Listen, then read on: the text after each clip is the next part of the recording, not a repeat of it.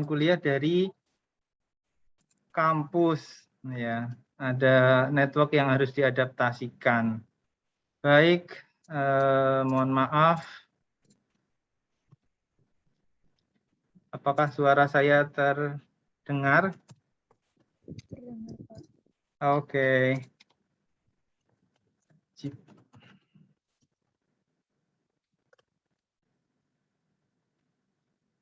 Oke. Save.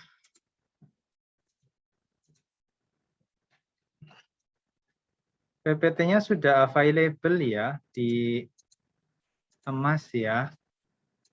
Saya download dulu nomor 3 and then open. Enggak ada itu ya.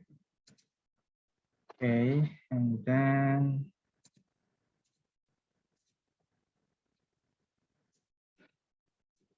share screen mana ini? Oke, baik. Mudah-mudahan bisa terlihat PPT saya. Baik ya. Jadi minggu ini kita akan berbicara tentang telecommunication networks and distortion. Saya buka dikit aja, kayak. Telecommunication network berarti sebuah jaringan telekomunikasi plus distorsinya. Kenapa kita membahas distorsi? Ya karena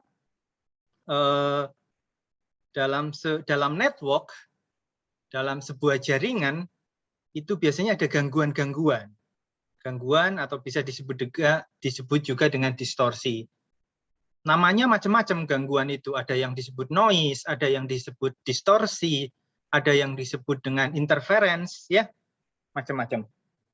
Oke, kita lanjut. Nah, apa hubungannya network dan telekomunikasi, begitu kan? Network dan telekomunikasi. Network sendiri bahasa Indonesianya adalah sebuah jaringan. Jaringan ya bayangan kita seperti sebuah jaring-jaring. Jaring-jaring berarti ada sebuah garis yang saling sambung menyambung. Kalau dalam telekomunikasi ya berarti sebuah kanal, sebuah jalur lah atau kabel ya, kabel yang sambung menyambung. Kadang bertemu satu titik, kadang berpisah begitu kan. Dan telekomunikasi, nah ya karena telekomunikasi itu ibarat sebuah pasti ada jaringannya, pasti ada jaringannya. Karena sesuai definisinya telekomunikasi adalah dia salah satu karakteristiknya dia mengantarkan informasi dari pengirim ke penerima. Nah, berarti di tengah-tengahnya ini kan ada sebuah jaringan ya, ada jaringan. Kalau sederhananya kan misalkan di sini ada TX disebut juga pengirim, di sini misalkan ada RX ya, disebut penerima. Kalau yang sederhananya kan seperti ini saja ya, dari pengirim ke penerima. Tapi pada kenyataannya di real world, di dunia nyata, dari TX ke RX itu tidak sesimpel hanya satu jalur saja, hanya satu kabel saja, tidak. Faktanya misalkan di sini yang muncul misalkan ada Bilal mau nelpon Jeremia, Bilal mau nelpon Jeremia. Bilal misalkan ada di Depok, Jeremia ada di Surabaya. Kenyataannya suara yang lewat itu tidak hanya satu kabel, tetapi membentuk sebuah, dia mampir dulu misalkan dari Depok ke Jakarta dulu gitu kan, Jakarta ya, dari Jakarta ke Semarang gitu ya, dari Semarang baru ke Surabaya gitu kan. Nah ini kan membentuk sebuah jaring-jaring, membentuk sebuah network, bahasa Inggrisnya begitu. Mudah-mudahan bisa dipahami. Nah, pernyataan pertama, telecommunication system atau sistem telekomunikasi enable the transmission atau sistem telekomunikasi ini menjadikan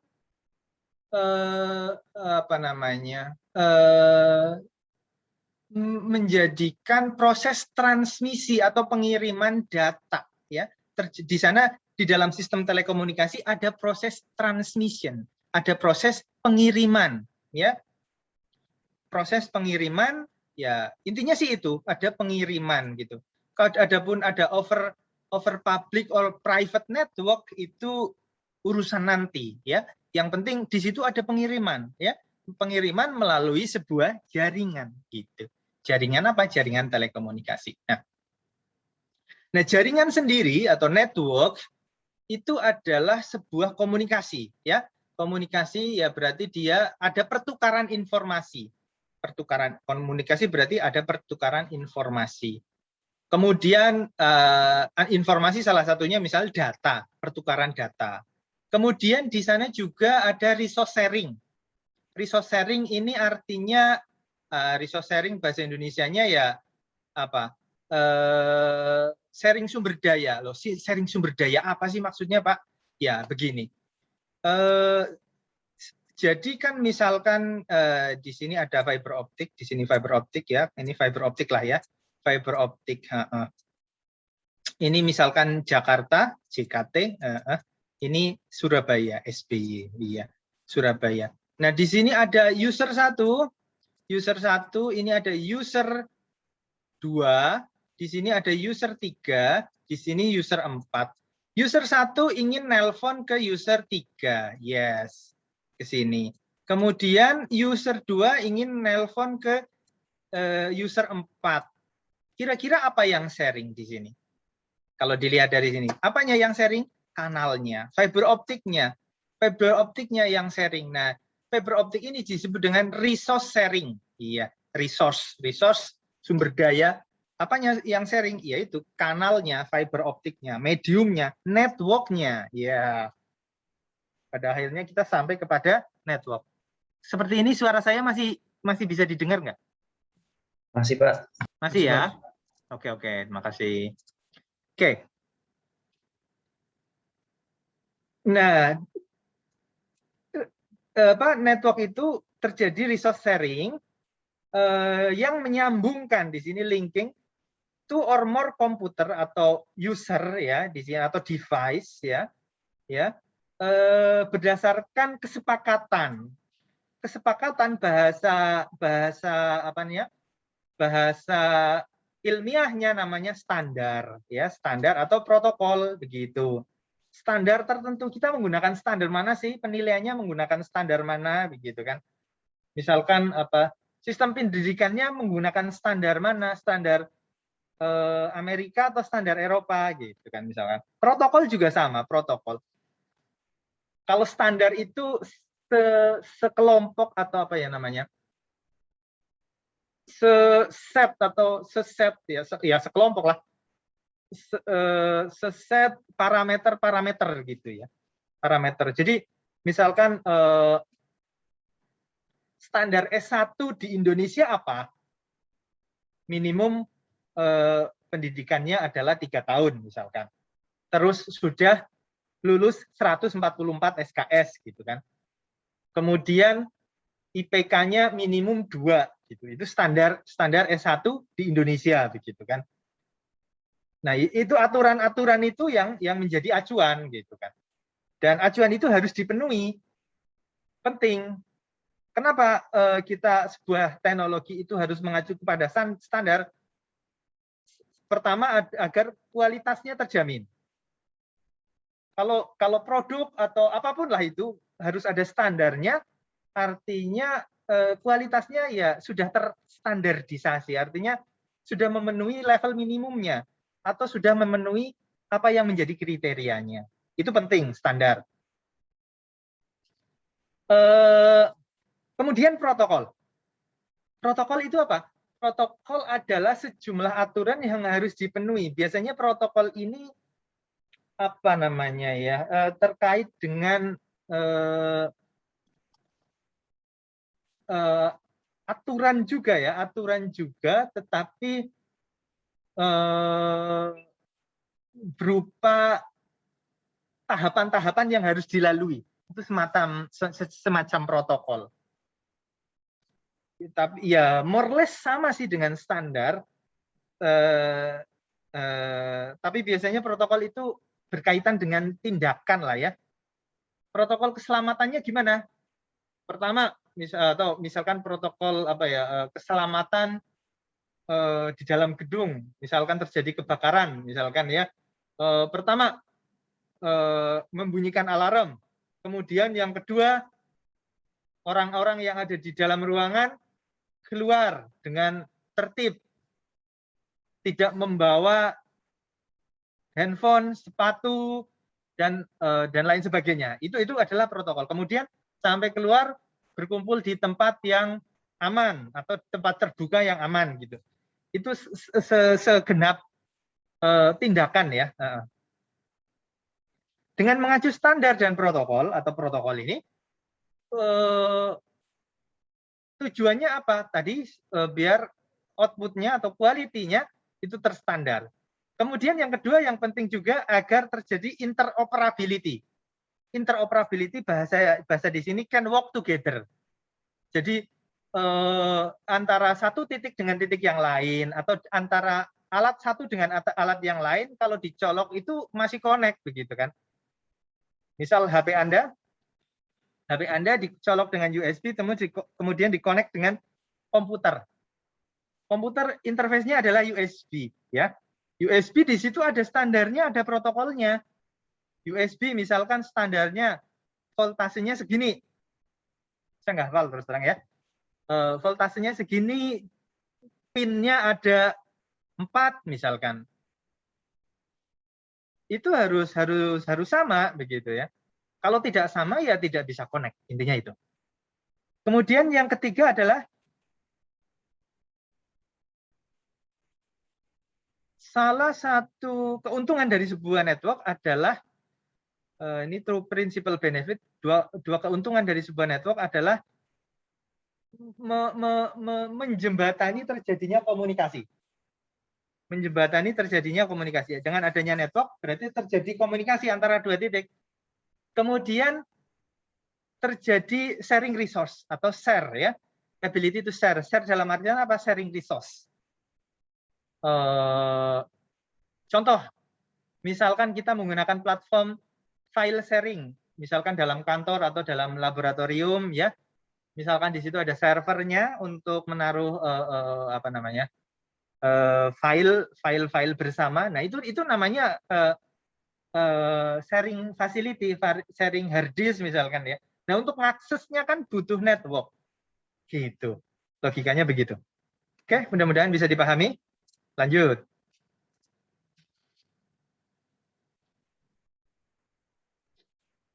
Nah, ini contoh-contoh jaringan atau contoh-contoh network ya. Kita lihat ada one wide area network. Wide area network ini biasanya levelnya itu apa ya, provinsi ya, atau negara gitu ya, wide area network gitu ya. Dia menggabungkan jaringan-jaringan yang melingkupi kota-kota tertentu. Di sini contohnya ada Boston, Los Angeles, ada Denver gitu ya. Kalau ya one berarti di sini misalkan satu ISP ya, satu ISP itu satu one, wide area network. Jadi kalau kalian lihat misalkan beli router atau router yang ada di rumah Anda, biasanya di situ ada connection one. Ya, one connection ya, one port ya. Itu artinya dia berasal dari internet atau dari satu ISP. Nah, ISP kan jangkauannya itu satu negara ya biasanya. IndiHome satu negara, First Media satu negara, itu contohnya. Atau kalau dalam telekomunikasi ya berarti Telkomsel ya, ada Excel ya, itu one, itu equivalence-nya atau persamaannya seperti itu. Kemudian di bawahnya lagi ada MAN, Metropolitan Area Network. Ya berarti satu kota ini ya apa ya? Ya satu kota misalkan ya daerah operasinya salah satu operator, misalkan ada Telkomsel cabang Jakarta, cabang Surabaya gitu ya. Nah, itu satu MAN ya, mewakili satu kota ya. Ekivalensinya adalah jaringan atau network yang sebesar satu kota, Metropolitan Area Network. Kemudian kalau LAN ya ini skup yang paling kecil ya. Misalkan komputer kita terkoneksi, saling terkoneksi itu sudah disebut dengan LAN, Local Area Network. Kira-kira seperti itu. Pak, nah kalau yang satu gedung itu masuknya mana? Ya, kita bisa kategorikan sebagai LAN. Kira-kira seperti itu. Penyebutan ini penting nggak penting? Oh, kalau nggak penting kenapa disampaikan Pak ya? Ya sebenarnya ini untuk menganalogikan sebesar apa sih network itu gitu kira-kira. Kemudian arsitektur ya, arsitektur pertama dalam jaringan itu ada yang disebut dengan peer-to-peer atau jaringan peer-to-peer. Saya kira kalian sering experience ya, pengalaman terhadap ini, yakni sebuah jaringan tanpa central file server. Jadi tidak ada server, tidak ada intermediate device, tidak ada device yang ada di tengah-tengahnya. Jadi langsung end-to-end, langsung komputer ke komputer. Ya, misalkan kita connect, pernah nggak kalian menghubungkan, coba misal punya dua komputer, di mana masing-masing kan punya ada colokan LAN-nya ya, coba dikonekkan deh pakai LAN, pernah nggak nyobain seperti itu? Kita nggak perlu router, nggak perlu wifi, nggak perlu. Jadi beli kabel LAN satu, kemudian dicolok di kabelnya. Nah itu namanya peer-to-peer. Peer-to-peer network. Sebenarnya di situ mudah, kita cuma menyamakan IP-nya saja ya. Subnetnya sama, kemudian IP-nya dibedakan, asalkan dalam satu subnet, nanti komputer kita bisa saling connect. Iya, seperti itu. Menarik. Jadi tidak harus lewat WiFi. Kalau lewat WiFi kan sebenarnya otomatis ya, DHCP misalkan. Ya otomatis nanti bisa kita connect ke sana. Tapi ya itu harus pakai router. Tapi yang disebut dengan peer-to-peer itu langsung LAN ke LAN. Seperti itu. Kemudian ini yang berikutnya, kategori umum berikutnya adalah client server network atau jaringan berbasis client server. Jadi di situ bedanya apa? Di situ ada servernya, ada intermediate device-nya begitu ya.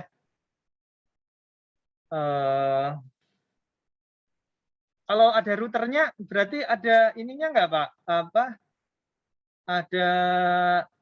Ada client server, ada. Ya, itu termasuk dengan client server. Kalau ada routernya, ada wifi-nya begitu ya. Oke. Kemudian topologi ya. Topologi adalah bagaimana antar device ini terkoneksi. Nah, sebenarnya dari motivasinya apa sih kita belajar topologi? Ya mengetahui konfigurasinya aja sih. Bagaimana menghubungkan satu komputer atau satu device dengan device yang lain. Pertama ada bus topologi. Bus topologi di sini dicirikan ada satu jalur bus, kemudian dari jalur itu dikonekkan ya, dikonekkan ke masing-masing end device-nya, ke masing-masing terminalnya. Kemudian yang star berarti ya seperti bintang. Di sini membutuhkan adanya intermediate device begitu ya.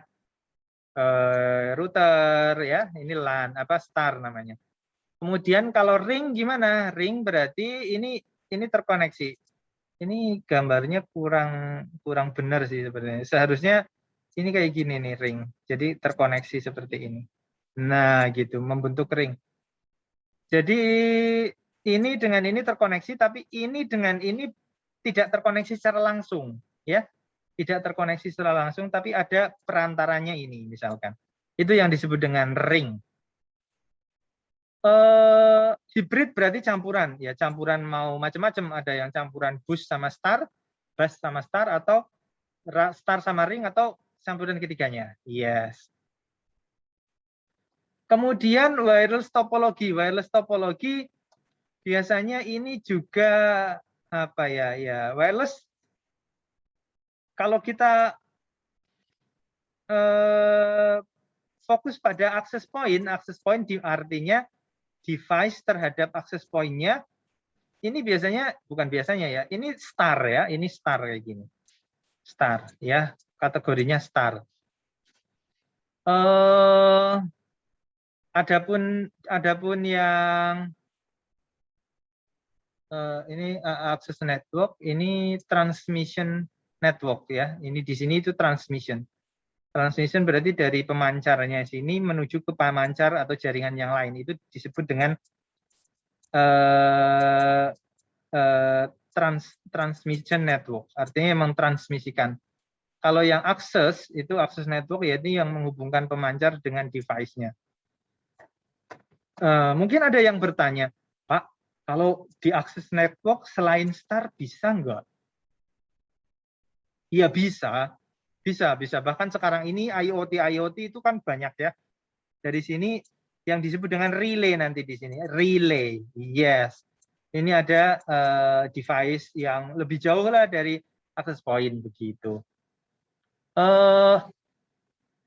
Kemudian ada yang bertanya mungkin, Pak, kemudian apa namanya ketika kita mau desain yang bagus yang mana? Pertanyaan itu dikembalikan kepada kalian. Apa namanya mau tujuannya untuk apa begitu kan? Tujuannya untuk apa? Kemudian kita bisa assess berdasarkan efektivitasnya. Kalau misalkan apa Anda punya apa ya server yang powerful begitu ya. Server yang powerful ya udah dibikin yang star aja. Semuanya bisa terkoneksi dengan mudah, lebih cepat gitu ya. Kalau yang punya star topologi.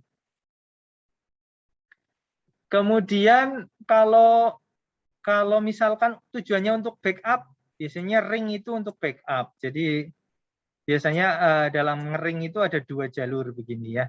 Ini tersambung. Nah, ini misal device 1, ini device 2, ini device 3, ini device 4. Jadi misalkan di sini putus, ini bisa nyambung ke sini begitu. Itu ring ya.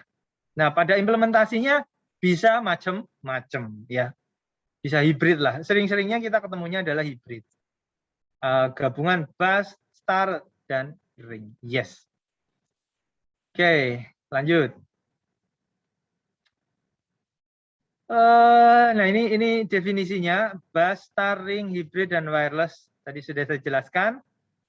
Kemudian protokol. Oke, dalam sebuah network itu kita tadi membahas yang penting adalah, yang tidak kalah penting adalah protokol. Nah, protokol itu tadi saya sudah jelaskan tujuannya kenapa kita memerlukan protokol agar bisa ngomong ya, bisa ngomong antar satu device dengan device yang lain. Istilahnya interoperability begitu. Nah, kalau dalam internet ya ada yang disebut dengan kita kenal dengan TCP/IP, Transmission Control Protocol, Internet Protocol begitu ya. Ini Ethernet ya, Ethernet protokol ya. Ini contohnya. Kemudian protokol TCP/IP itu fungsinya apa? TCP itu atau Transmission Control Protocol itu berfungsi sebagai transport mentransmisikan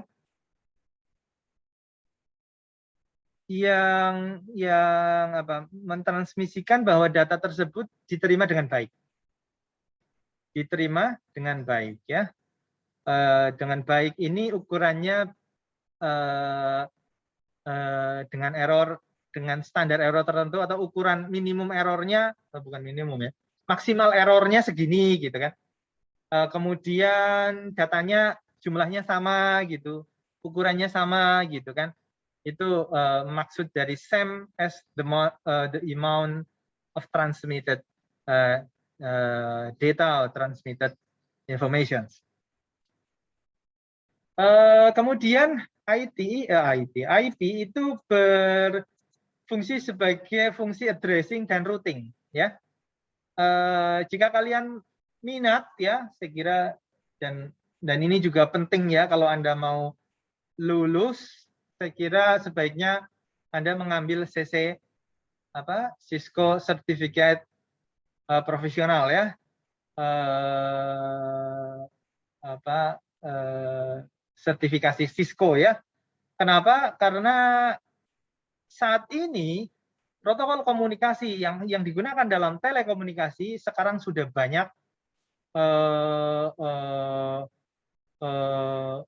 berbasis IP. Makanya IP coding atau programming, routing, mendesain jaringan itu berbasis IP menjadi penting. Oleh karena itu mempelajari IP lebih dalam itu menjadi penting. Nah, fungsinya dari IP apa? Yaitu addressing, pengalamatan, dan routing. Addressing apa?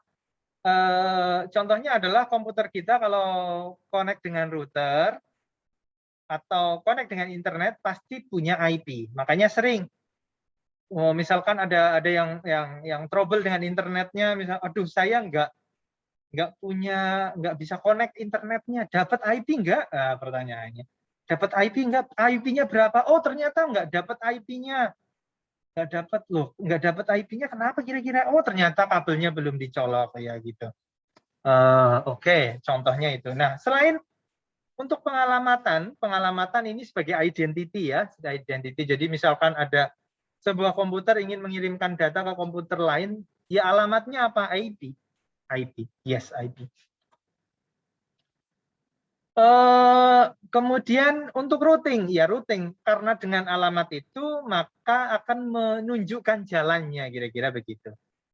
Misalkan Universitas Indonesia, alamatnya di mana? Di Depok. Nah, orang dari Amerika akan menuju ke Universitas Indonesia. Alamatnya di mana? Ya, di Depok. Kemudian rutenya gimana dong kalau dari Amerika? Amerikanya dari mana nih? Dari Washington. Wah, dari Washington ya berarti ke Depok ya. Ke Depok gimana? Depok itu di mana? Jawa Barat. Jawa Barat itu di mana? Di Indonesia.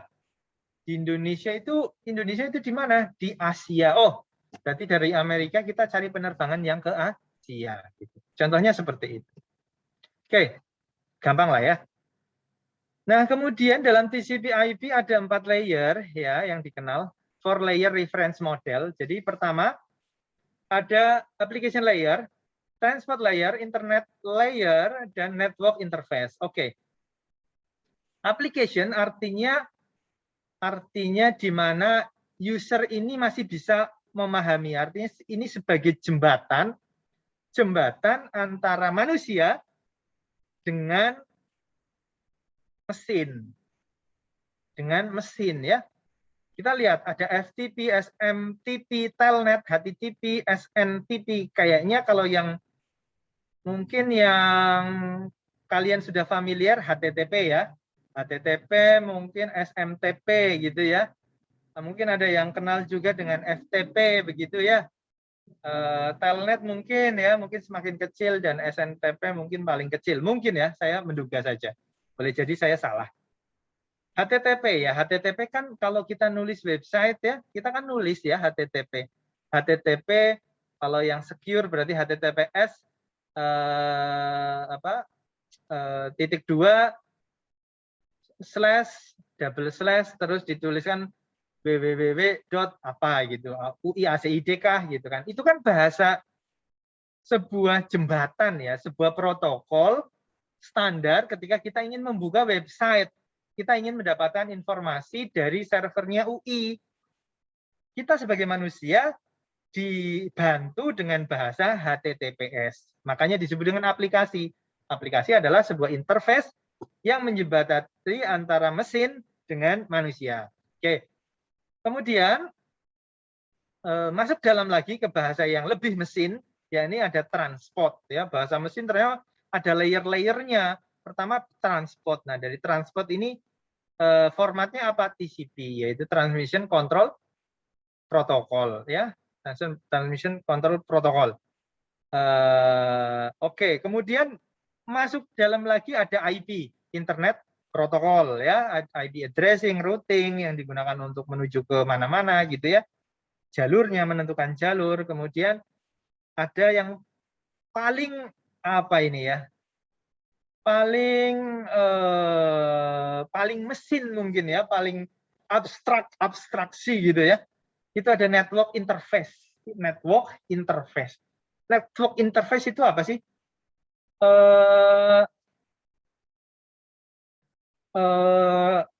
Di sini ada Ethernet, token ring, ada FFDDI. Kalau di komputer kita yang disebut dengan network interface yang mana? Yang itu, yang ada colokan LAN-nya, itu jelas banget, itu yang disebut dengan network interface, network interface card. Biasanya tulisannya NIC gitu ya.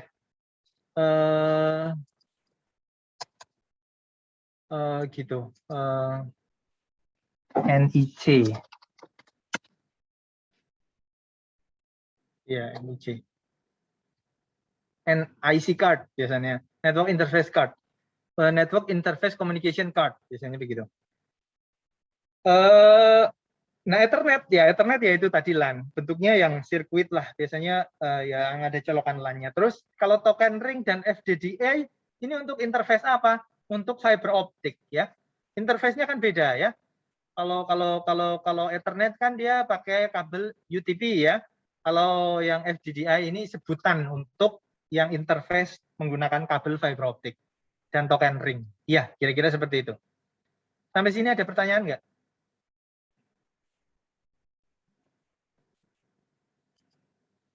Ada pertanyaan kah? Tidak ada?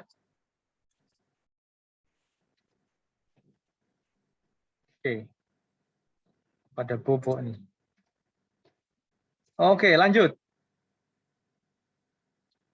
Kemudian ada protokol. Protokol tadi macam-macamnya ya, untuk yang application layer ada FTP, SMTP, Telnet, HTTP, dan SNMP. Ya ini FTP untuk file transfer protokol. Ya ini untuk pertukaran file saja. Kemudian untuk SMTP untuk email, pertukaran email ya. Untuk Telnet ini untuk mengakses server ya, mengakses server. Kemudian HTTP tadi untuk browsing ya. Kemudian untuk SNMP ini untuk komunikasi antar router, gampangnya begitu. Komunikasi antar router kan dia kan punya list ya, IP. Nah, itu untuk berkomunikasi dengan router lain ini protokolnya berbasis SNMP, begitu kira-kira. Kemudian protokol yang lain adalah ada OSI layer. Ini mirip ya. Ada application, presentation, session, transmode, kemarin sudah kita bahas di pertemuan minggu lalu. Ada network, data link, dan physical ya, masing-masingnya perbedaannya sudah dijelaskan. Kemudian media dalam network itu ada media, ibarat sebuah dalam sistem telekomunikasi itu ada kanalnya. Kanal itu ekivalen dengan medianya ya. Media atau kanal ya, ini berfungsi sebagai pembawa sinyal dari transmitter ke sinyal receiver ya. Samalah, media dengan kanal itu sama ya. Media dalam network itu sama, tapi ini lebih ke fisik ya. Sebenarnya kanal juga fisik juga kan. Tipenya ada dua, wire dan wireless, atau dalam bahasa lain guided dan unguided. Wire guided karena sinyal itu melewati dia ibaratnya diguide, diarahkan melalui kabel. Apakah itu kabel tembaga ataukah kabel fiber optik ya? Atau apa ya? Yaitu. Kalau yang wireless dia menggunakan antena, dia menggunakan medium udara atau yang sinyal akustik, berarti dia mungkin di komunikasi bawah air ya, menggunakan akustik, atau sistem komunikasi luar angkasa, space satelit ya, berarti dia juga wireless, unguided. Dia begitu sinyal itu dipancarkan ya, dia akan menyebar ke segala arah. Nah, ini contoh lebih dalam lagi, ada wire dan unwire. Oh, ini yang wire saja ya. Ada yang ya tembaga dan yang fiber optik lah intinya itu. Yang wireless ya seperti itu, ada yang atmosfer, outer space. Ya, ini pengelompokannya saja.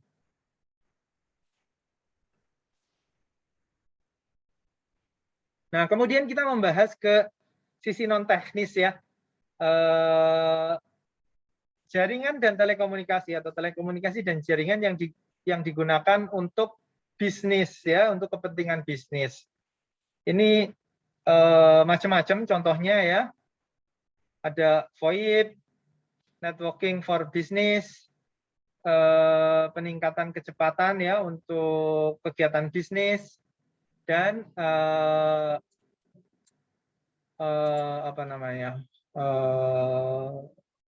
keamanan ya, keamanan pertukaran informasi dalam bisnis ya.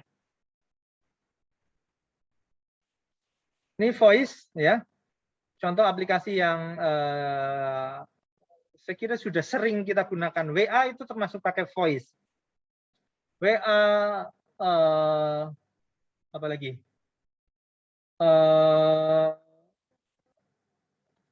WA mungkin Google Meet ya. Skype ya, Skype itu pakai voice ya. Ya intinya adalah paket-paket suara itu dilewatkan menggunakan jaringan berbasis IP. Iya.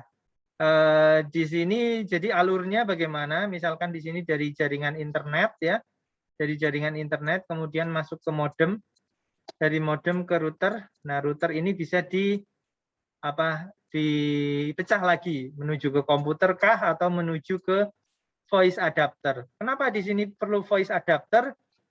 Karena kabel yang lewat sini ini sudah analog ya. Sudah analog ya, analog. Kalau di sini ini masih digital, nah di sini sebagai pengubah dari sinyal-sinyal yang istilahnya menggabungkan paket-paket data tersebut kemudian jadi sinyal-sinyal analog sehingga kita bisa dengarkan di sini. Oke, lanjut.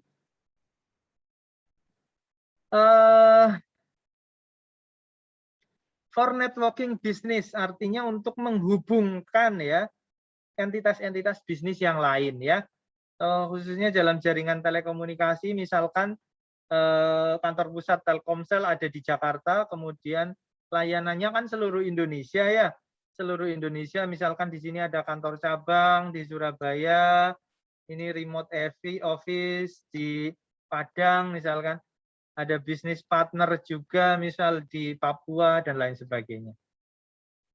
Digunakan untuk menghubungkan ya kantor-kantor ya jaringan bisnisnya, begitu fungsi dari telekomunikasi dan jaringan. Oke, kemudian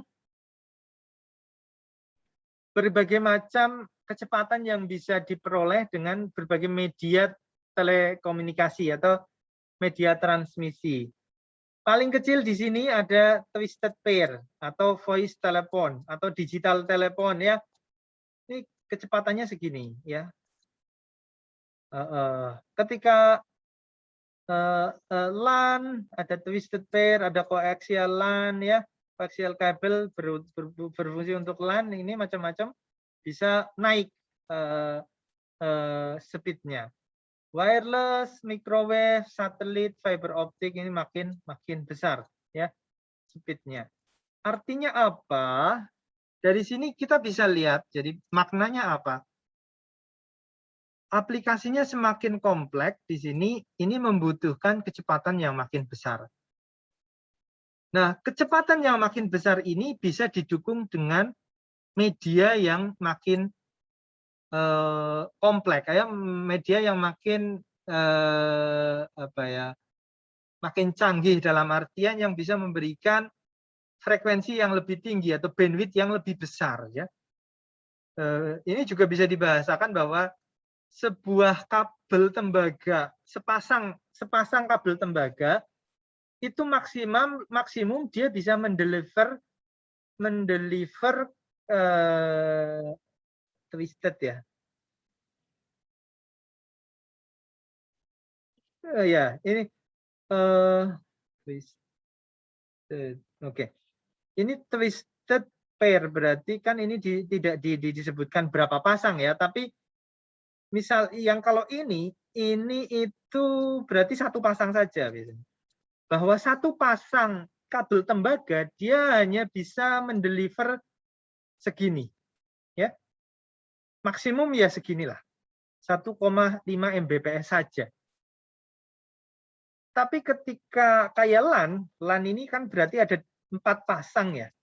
4 pasang ya, 4 pasang. Kalau 4 pasang itu bahkan bisa 100 Mbps. 100 Mbps. Ya. Kalau dibikin koaksial dia bisa 1 gigabit per second. Kemudian kalau wireless bisa sampai 54 megabit per second. Microwave sampai 100 Mbps. Satelit 100 Mbps. Fiber optik ini bisa sampai 100 gigabit per second. Artinya apa? Artinya apa? Message-nya adalah kita tidak bisa mendeliver data yang besar dengan hanya menggunakan sepasang kabel tembaga. Poinnya itu. Kita nggak mungkin kita bisa mendeliver 100 gigabit per second dengan hanya 2 helai atau dua jalur tembaga seperti ini. Nggak bisa. Praktikalnya nggak bisa. Kenapa nggak bisa? Nah, misal ada yang tanya begitu. Frekuensinya yang kita tidak bisa menumpangkan di sini dalam spektrum yang besar, nggak bisa. Kita ada batasnya mengirimkan frekuensi lewat 2 jalur tembaga ini. Frekuensinya rendah, ya. Ya, frekuensinya rendah. Karena frekuensinya rendah, nggak bisa buat frekuensi tinggi, otomatis data yang ditransmisikan juga nggak bisa besar, gitu kira-kira. Oke.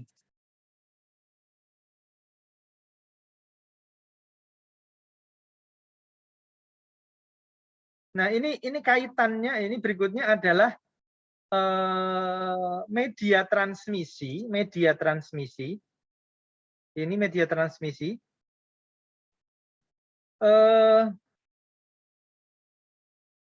Atau diversuskan, dikomparasikan dengan berbagai aplikasi. Sebagai contoh, dial-up dia bisa digunakan untuk mengirim email. Dia bisa untuk nge-web. Dia juga bisa untuk mendengarkan musik atau mendownload musik. Dia untuk mendownload musik sebesar 500 mega. 500 mega. Coba kita perhatikan bahwa dengan media dial-up itu ekuivalen dengan sepasang kabel tembaga. Nah, ini kita lihat bahwa karena sepasang kabel tembaga itu kecepatannya cuma ya ini kalau menurut referensi di sini misalkan dituliskan 56 kilobit per second. Jadi kalau buka email masih oke lah, 1 second dapat gitu kan. Kita buka kirim dapat set gitu kan. Kalau web ya agak loading lah 10 second gitu kan. Kalau untuk download musik, waduh ini agak 15 menit loh, lumayan. Kadang panjangnya musik aja 5 menit, ini downloadnya 15 menit ya. Nanti mendengarkan satu musik saja butuh waktu 20 menit gitu. Nah, apalagi kalau mendownload film yang besar 20 jam begitu. Nah, ini juga harus disesuaikan dengan dengan aplikasinya, dengan layanannya atau dengan jenis informasinya yang ingin dipertukarkan ya. Ini macam-macam, ada satelit, pilihan yang lain, DSL, kabel, dan wireless. Kalau wireless ya 5 megabit ya, misalkan ini untuk film ya 70 menit. Tapi sekarang ini sudah eranya broadband, sudah banyak ya. Mendownload 500 mega itu mungkin dalam hitungan less than in 20 minutes ya. Oke. Lanjut. Telekomunikasi dan jaringan ini juga bisa mengamankan apa? Mengamankan jaringan bisnis. Loh, kok bisa, Pak? Ya iyalah. Intinya adalah komunikasi. Komunikasinya dibikin secure, dibikin aman ya. Caranya ya dienkripsi. Dienkripsi ya dengan VPN juga bisa ya, virtual private network. HTTPS itu termasuk securing business network. Format HTTPS ya. Kan kalau yang biasa HTTP. Kalau yang HTTPS secure HTTP berarti ya lebih aman ya. Nah, komunikasi secara aman itu penting, khususnya misalkan dalam bisnis perbankan atau bisnis pembayaran kartu kredit. Ini layanan kartu kredit, digital certificate dan digital cash. Kayak sekarang uang elektronik ya, e-money, GoPay, OVO, link aja dan lain sebagainya. Itu penting membangun sebuah network yang aman gitu. Oke. Apa ini? Nah, hal lain yang perlu kita ketahui juga adalah di dalam network itu ada gangguan-gangguan. Jadi tidak selamanya network itu ideal begitu ya. Network itu ideal. Di sana ada gangguan-gangguan. At least dalam sebuah network ada 3 jenis gangguan ya. Kalau di judul namanya distortion ya, di judul. Tapi ternyata ada yang lain.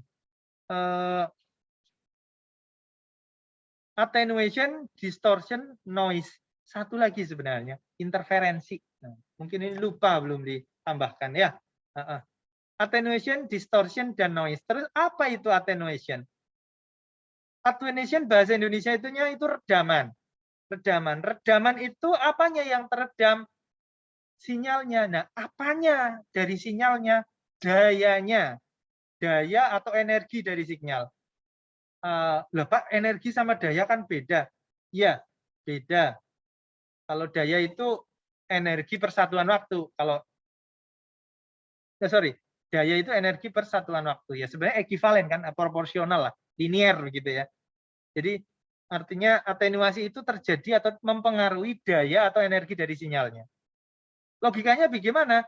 Sebuah sinyal yang ditransmisikan ya baik itu melalui medium udara atau medium apapun, dia akan mengalami pelemahan. Bahasa mudahnya ya lelah begitu ya, capek. Saya lari misalkan sinyal ini suruh lari suruh jalan sepanjang 100 km misalkan. Ya capek begitu. Itu logis. Sangat logis, natural begitu ya. Nah, karena capek, ya, karena lelah begitu, dia teredam kan dayanya. Waduh. Gampangannya adalah sebuah misalkan azan gitu ya, azan dari suara speaker. Ketika kita mendekat dengan sumber speaker, sumber azan, kita keras, suaranya jelas. Tapi ketika kita jauh dari masjid atau musola, kita bahasa Jawanya itu lamat-lamat. Bahasa Indonesianya apa ya? Apa bahasa Indonesianya? Terdengar apa sih bahasa Indonesia ya? Ada yang bisa bantu? Apa ya? Lupa saya. Ya terdengar inilah nggak jelas gitu ya karena jauh, karena suaranya yang terdengar ke telinga kita itu menjadi lemah begitu. Kemudian Solusinya apa? Ya dikuatkan dong, sudah lemah ya dikuatkan. Makanya ada yang disebut dengan amplifier, penguat sinyal ya. Ini digunakan untuk mengkompensasi ya, untuk mengkompensasi pelemahan-pelemahan setelah sinyal itu melewati perjalanan yang jauh. Apakah amplifier itu hanya ada di penerima? Ya tidak. Amplifier ada di pengirim juga. Tujuannya apa? Ya biar dia bisa jalan jauh begitu. Intinya itu, penguat sinyal. Oke. Kemudian selanjutnya adalah mengukur redaman, mengukur pelemahan sinyal ini gimana caranya? Ya dengan dibandingkan antara sinyal yang diterima dibagi dengan sinyal yang dikirim begitu kan. Nah kan kalau dibandingkan kan mestinya kurang dari satu. Karena yang dikirim lebih besar daripada sinyal yang diterima begitu. Nah oleh karena itu nilainya kurang dari satu. Nah biar mudah disebut dengan pelemahan kan negatif begitu ya. Negatif kan pelemahan. Nah berapa sih tingkat pelemahannya? Nah ini biasanya dibikin logaritmik kan kalau yang kurang dari satu dia negatif kan, 0 antara 0 sampai 1 itu negatif. Kalau yang lebih besar dari 1 dia positif. Dikalikan 10. Kok ada yang dikalikan 10, ada yang dikalikan 20. Kalau P-nya ini satuannya daya, watt, maka cukup dikalikan 10. Tapi kalau P-nya ini adalah tegangan, maka ininya 20. Kok bisa Pak? Beda-beda begitu? Ya, karena P kan sama dengan kalau ekivalennya adalah tegangan kan V kuadrat ya. V kuadrat, makanya angka 2-nya ini jadi di sini. Jadi 20, begitu. Iya. Oke. Oke. Silakan dibaca-baca dulu. Saya minta break sebentar, saya izin break mau sholat dulu ya. 5-10 menit. Silakan dibaca-baca, mungkin ada yang mau bertanya, dipersilakan. Oke? Saya izin sholat dulu.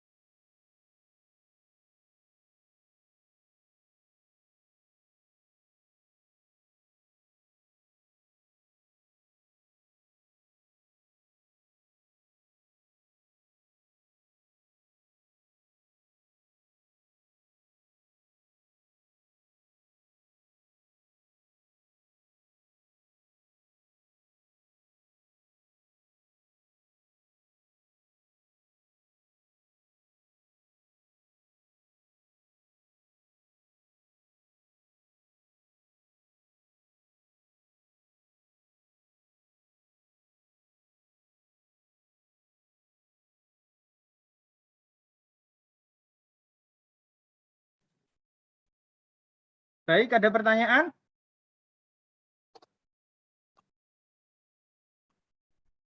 Adakah pertanyaan? Ya. Ya, silakan.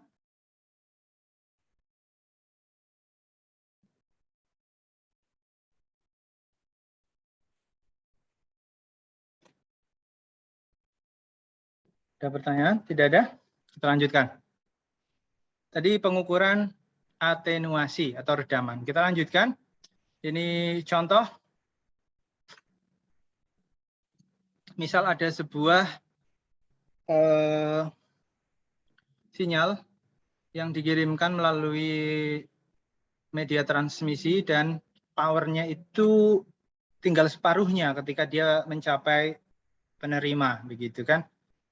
P2 adalah separuh dari P1, maka atenuasinya adalah kita lihat bahwa P2 dibagi P1 setengah kali P1 per P1 bisa dicoret, maka 10 log 10 setengah. Maka ini menjadi ekuivalen dengan ini dibulatkan 0,3 minus 0,3 kali 10 berarti 3 dB. Minus 3 dB. Makanya sering kita dengar bahwa sebuah sistem telekomunikasi atau media transmisi yang apabila atenuasinya minus 3 dB artinya power yang diterima pada titik itu adalah sudah berkurang separuhnya dari titik referensinya. Oke. Ini contoh lain. Kita lanjut ke distorsi. Distorsi atau distorted atau rusak ya. Terusak atau dirusak ya. Mungkin bahasa Indonesianya terdistorsi itu ya jadi berubah begitu ya. Nah, berubah dalam artian bentuknya ya atau bentuk aslinya gitu ya. Contoh ini sinyal yang terdistorsi, misalkan ada sinyal yang dikirimkan sinyal biner, kotak-kotak begini, setelah diterima itu ada kayak gini. Wah, ini namanya terdistorsi namanya. Tidak smooth ya, terdistorsi. Dayanya misalkan yang di sini ini terdistorsi, bentuknya berubah begitu ya. Bentuknya berubah jadi ada ripple-ripple-nya begitu. Mungkin kalau ripple-nya dengan jangkauan seperti ini masih kita bisa bedakan kalau ini 0, 1, 0 begitu ya. Coba kalau ripple-nya ini besar. Nah, gitu-gitu. Ini akan menyulitkan untuk dideteksi ya. Apakah dia 0, apakah dia 1 begitu ya. Akan lebih menyulitkan. Kenapa? Selanjutnya distorsi itu mengganggu begitu.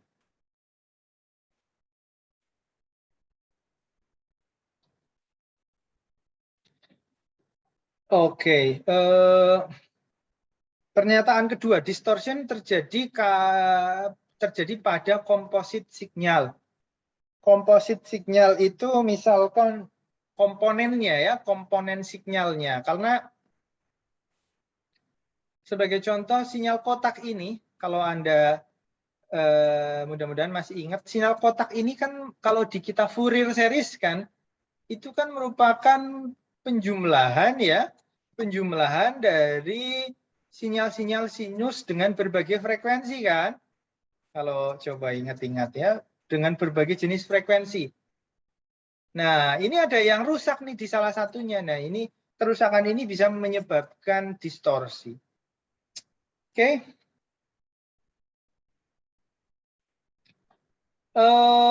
Begitu pula dengan kecepatan propagasi yang berbeda-beda ya.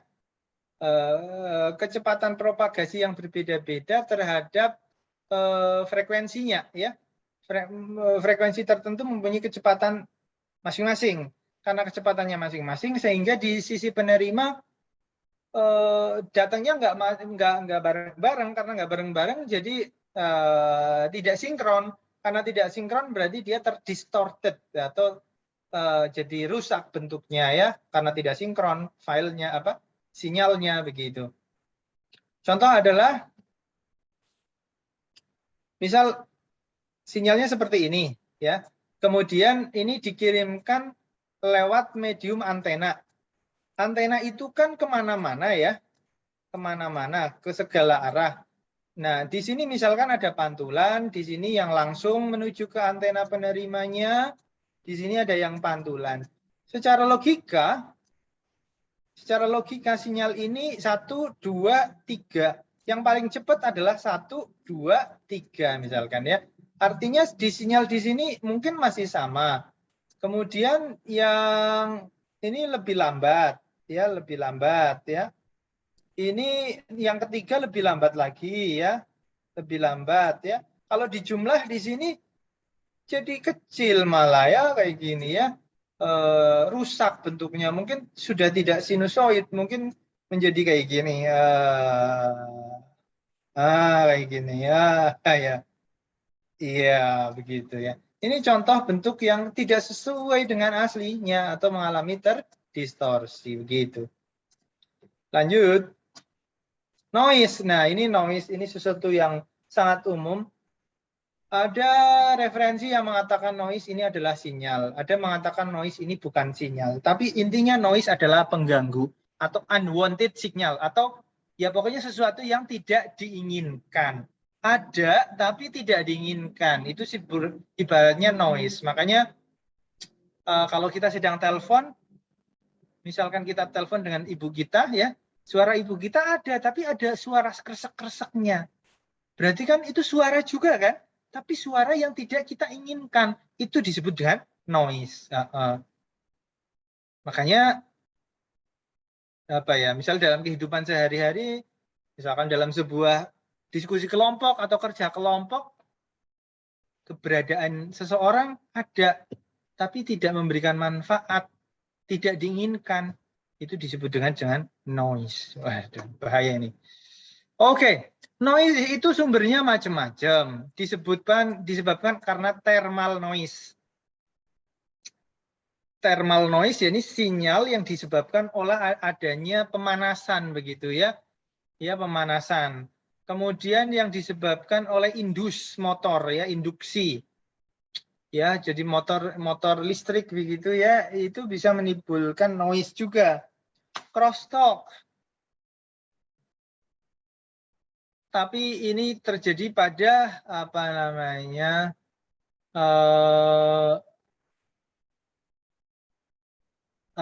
pada sistem telekomunikasi. Sebagai contoh, ketika misal kita nelpon ibu kita, tapi secara bersamaan kita mendengar suara orang lain, gitu. Suara orang lain. Mungkin kalau di era digital ini sangat jarang ya terjadi. Tapi kalau telepon rumah zaman dulu sering terjadi seperti itu. Jadi kita mendengarkan lawan bicara, tapi juga mendengar ada suara orang lain juga gitu. Itu yang disebut dengan crosstalk. Impulse, ini spike yang disebabkan oleh kilatan cahaya atau kilat apa sih namanya itu ya, thunder ya, kilat ya. Itu impuls itu semacam energi yang sangat besar. Definisi impuls, energi yang sangat besar. Karena energinya sangat besar, sinyal yang memiliki energi yang sangat besar, karena sangat besar, berarti dia bisa menghancurkan sinyal yang lain. Atau katakanlah mempengaruhi ya, menjadi noise bagi sinyal yang lain. Selain sangat besar, tapi dia mempunyai durasi yang sangat singkat. Itu yang disebut dengan impulse lab gitu kan. Seperti kilat kan cepat gitu, cepat. Energinya besar. Yes. Nah, kemudian dalam apa sih kita membahas? Oh, tentang kualitas dari sebuah network ya. Sebuah network itu bisa diukur dengan SNR, signal to noise ratio. Ini kaitannya dengan noise ya. Diukur dengan SNR, signal to noise ratio. Kemarin sudah kita bahas.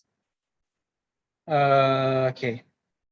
Nah, ini interference tadi belum disebutkan nih. Interference tiba-tiba muncul. Interference adalah sinyal yang diinginkan ya, sinyal yang diinginkan tapi oleh orang lain, bukan oleh orang kita, ya, bukan oleh kita. Ya, semacam kita misalkan apa namanya sedang berbicara dalam sebuah ruangan, kemudian secara bersamaan kita mendengarkan suara selain dari lawan bicara kita. Itu kan berarti terjadi interference. Artinya suara lawan bicara kita terinterferensi oleh orang lain yang sedang berbicara di ruangan itu.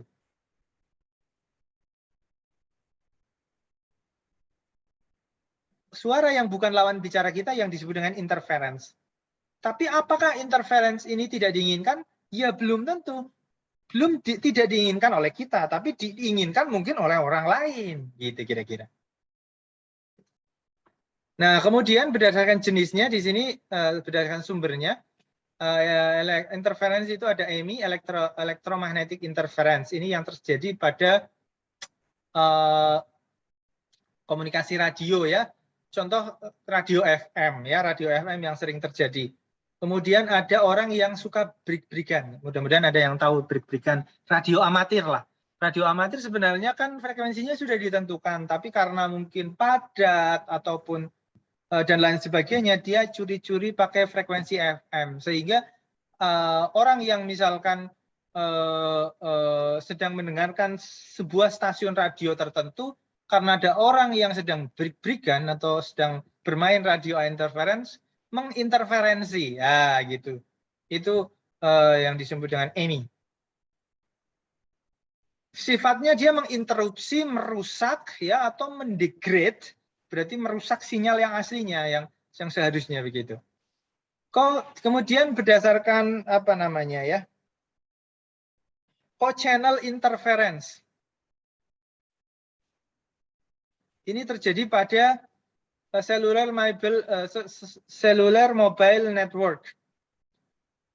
Biasanya ini sebabnya ada karena weather condition, ya, keadaan apa namanya iklim, ya, cuaca, ya. Kemudian frekuensi planning. Jadi engineer-nya ini tidak pinter nih dalam membagi kanalnya.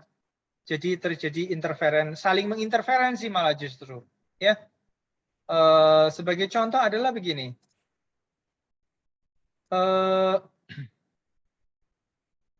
3G kan ada yang di 2,1 GHz, ya. 2,1 GHz ini biasanya bandwidth-nya ada 10 MHz. 10 MHz ini dibagi menjadi dua. Satu punyanya si XL, satu punyanya si Telkomsel.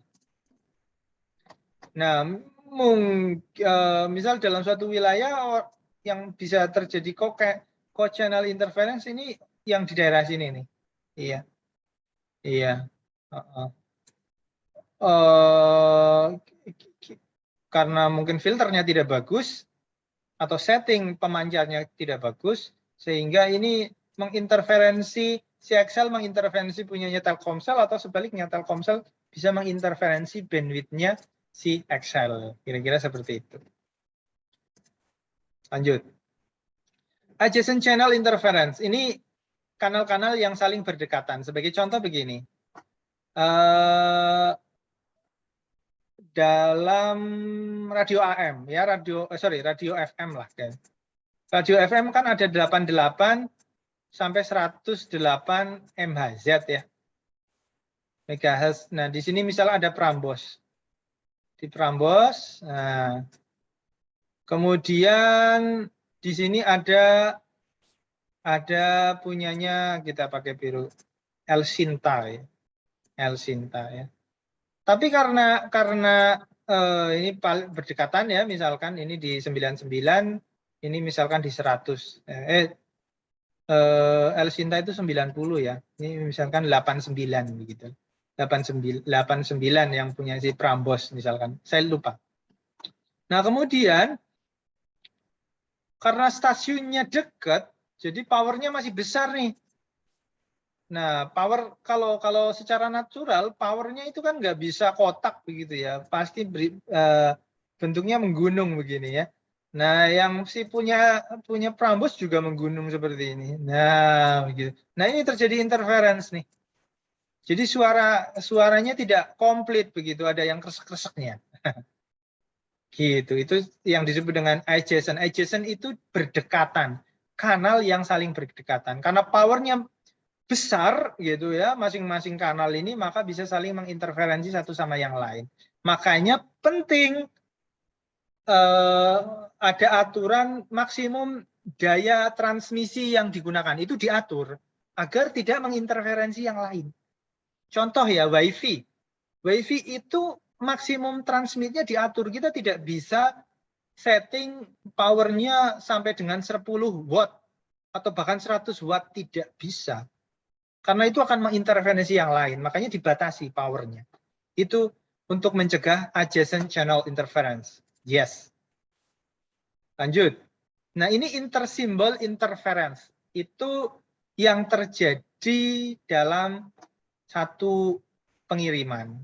Contoh, ini agak udah mulai teknis ya, intersymbol interference ya. Itu HP Anda kan, HP Anda 4G Anda lah, 4G.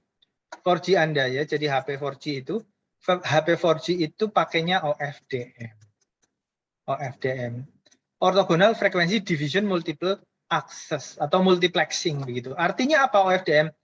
Jadi sementara terima dulu aja ya. OFDM itu adalah memultiplexing sinyal informasi yang dikirimkan. Ini masih satu HP ya. Jadi suara Anda itu dipecah-pecah menjadi beberapa paket ya, menjadi beberapa paket. Kemudian dari paket-paket itu dikirim melalui kanal-kanal ya. Ini konsepnya sama kalau misal radio FM itu kan setiap gunung ini ya, setiap gundukan atau setiap gunung ini adalah apa namanya, stasiun yang berbeda. Tetapi kalau dalam konsep OFDM ini satu HP atau satu stasiun lah ya, satu HP. Jadi satu HP ini bisa mengirimkan beberapa spike sinyal. Ini yang disebut dengan narrowband sinyal atau sinyal pendek begitu ya, sinyal sempit begitu. Nah ini antara sinyal-sinyal pendek ini bisa terjadi interferensi ya. Ini bisa terjadi interferensi ya. Itu yang disebut dengan intersymbol interference ya. Begitu kira-kira. Yes. Lanjut, common mode interference ya.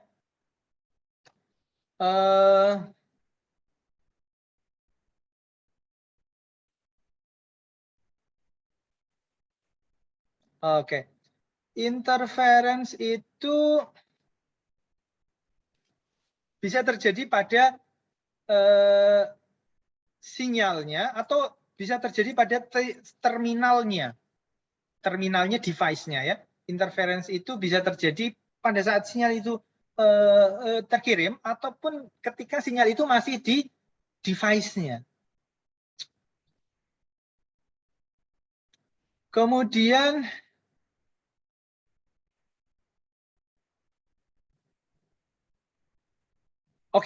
interference ini bisa di-generate atau bisa timbul, bukan di-generate ya, di-generate itu seolah-olah dibangkitkan, bisa muncul ya, bisa muncul dari device ya, dan atau bisa muncul karena yang terjadi di mediumnya. Jadi di pengirimnya atau di device-nya itu udah ada interference ya, dan di networknya juga bisa terjadi interference. Akibatnya sinyal itu tidak koheren. Coherence itu gampangannya koheren itu ya apa ya? Coherence itu tidak seragam lah. Tidak seragam ya. Jadi misalkan sebuah sinyal ya, kita mengirimkan ya kata tadi OFDM itu kan kita bisa mengirimkan beberapa sinyal dalam satu kanal. Nah, katakanlah fungsi 1, sinyal 2, sinyal 3, sinyal 4 begitu ya. Nah, harapannya di sisi penerima ini juga bisa diterima dengan seragam begitu ya. Tapi pada faktanya karena interference, jadi sinyal ini ya tidak seragam ya, tidak seragam dalam artian powernya bisa, yang tadinya seharusnya masing-masing harus 1 miliwatt nih, tapi setelah diterima karena ada interferensi, saling menginterferensi, ada yang destruktif, ada yang konstruktif. Nah, ini menarik juga. Interferensi itu ada yang destruktif, ada yang konstruktif. Jadi sinyal yang destruktif adalah sebagai contoh adalah sinyal yang sama tetapi dia beda 180 derajat. Artinya dia mungkin terlambat, jadi seperti ini bentuknya berkebalikan. Akhirnya sinyal yang diterima itu ya hanya datar saja, destruktif, saling menghilangkan. Ada sinyal yang saling menguatkan. Nah, ini yang diharapkan ini, ya, diharapkan. Jadi di sini wah, jadi makin kuat begitu. Kemudian apa lagi? Conductive interference. Oh, ini yang penyebabnya ya, penyebabnya interference yang dihasilkan dari noise atau unwanted signal yang memasuki sebuah device karena proses konduktivitas atau penggabungan, direct coupling. Dihubungkan ini bisa menyebabkan interference ya, karena perbedaan fase kah, perbedaan contohnya kabel tembaga lah ya, kabel tembaga yang smooth dengan yang dipotong kemudian disambung menggunakan apa namanya timah atau tinol, itu kualitas sinyalnya beda. Yes.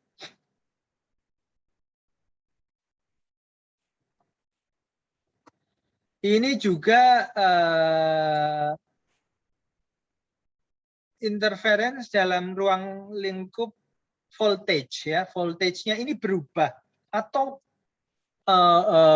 arusnya juga berubah ya, karena pada dasarnya sebuah komunikasi kalau dilihat dalam sistem fisiknya kan sebenarnya perubahan voltage ya, 01 itu kan voltage ya. Nah voltage ini bisa berubah-ubah atau current-nya, arusnya bisa berubah-ubah. Nah kalau kita lihat kembali lagi ke fenomena fisik, voltage dan arus itu kan sebenarnya interaksi antara medan listrik dan medan magnet ya. Interaksi dan medan listrik dan medan magnet. Padahal kalau dalam rangkaian elektronik arus yang terputus dia akan berubah menjadi sinyal elektromagnetik. Kemudian arus yang membentuk gulungan-gulungan dia akan bersifat induktif. Voltasenya akan berubah, arusnya akan berubah. Nah ini interferensi yang bisa timbul ya dalam sebuah rangkaian. Oke, selesai. Apakah ada pertanyaan? Pak, saya ingin bertanya, Pak. Ya, silakan.